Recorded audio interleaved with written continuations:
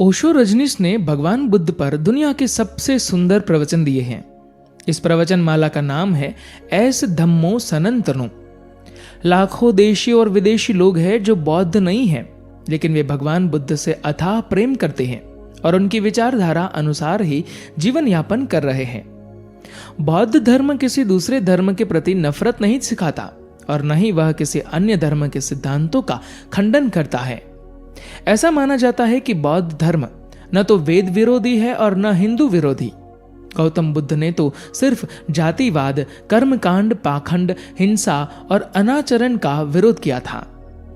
गौतम बुद्ध के शिष्यों में कई ब्राह्मण थे। आज भी ऐसे लाखों ब्राह्मण हैं जो बौद्ध बने बगैर ही भगवान बुद्ध से अथाह प्रेम करते हैं और उनकी विचारधारा को मानते हैं। बुद्ध ने अपने धर्म या समाज को नफरत या खंडन मंडन के आधार पर खड़ा नहीं किया। किसी विचारधारा के प्रति नफरत फैलाना किसी राजनीतिज्ञ का काम हो सकता है और खंडन मंडन करना दार्शनिकों का काम होता है। बुद्ध न तो दार्शनिक थे और न ही राजनीतिज्ञ। बुद्ध तो बस बुद्ध थे। हजारों वर्षों में कोई बुद्ध होता है। बुद्ध जैसा इस धरती पर दूसरा कोई नहीं। लेकिन दुख है कि कुछ लोग बुद्ध का नाम बदनाम कर रहे हैं। क्या बुद्ध हिंदुओं के अवतार है? कुछ लोगों के अनुसार बुद्ध को हिंदुओं का अवतार मानना उचित नहीं है। उनका तर्क यह है कि किसी भी पुराण में उनके विष्णु अवतार होने का कोई उल्लेख नहीं मिलता है और यह कुछ हद तक सही भी है। बौद्ध पुराण ललित विस्तार पुराण में बुद्ध की विस्तृत जीवनी है। हिंदुओं के 18 महापुराणों तथा उप पुराणों में बुद्ध की गणना नहीं है। हालांकि कल्कि पुराण में उनके अवतार होने का उल्लेख मिलता है। अब सवाल यह उठता है कि कल्कि पुराण कब लिखा गया? यह विवाद का विषय हो सकता है।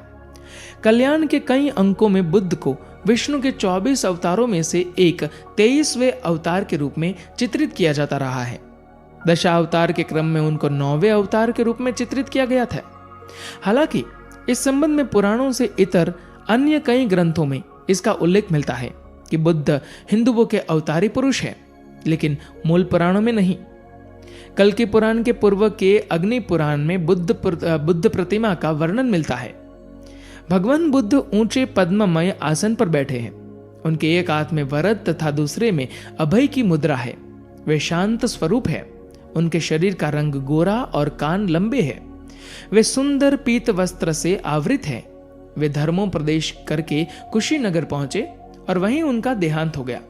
कल्याण पुराण कंथाक वर्ष 63 विक्रम संवत 2043 में प्रकाशित पृष्ठ संख्या 340 से अद्भुत इस वर्णन में यह कहीं नहीं कहा गया कि वे विष्णु अवतार है।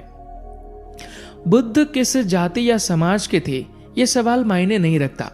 गौतम बुद्ध ने खुद को न तो कभी क्षत्रिय कहा, न ब्राह्मण और न शाक्य। हालांकि शाक्यों का पक्ष लेने के कारण कुछ लोग उनको शाक्य मानकर शाक्य मुनि कहते हैं। क्या बुद्ध खुद को किसी जाति या समाज में सीमित कर सकते हैं? बुद्ध को इस तरह किसी जाति विशेष में सीमित करना या उन्हें महज मुनि मानना बुद्ध का अपमान ही होगा। बुद्ध से जो सचमुच ही प्रेम करता है वह बुद्ध को किसी सीमा में नहीं बांध सकता। भगवान बुद्ध को जो पढ़ता समझता है वह किसी भी दूसरे समाज के लोगों के प्रति नफरत का प्रचार नहीं कर सकता है। यदि वह ऐसा कर रहा है तो वह विश्व में बौद्ध धर्म की प्रतिष्ठा को नीचे गिरा देगा। बुद्धम शरणम गच्छामि।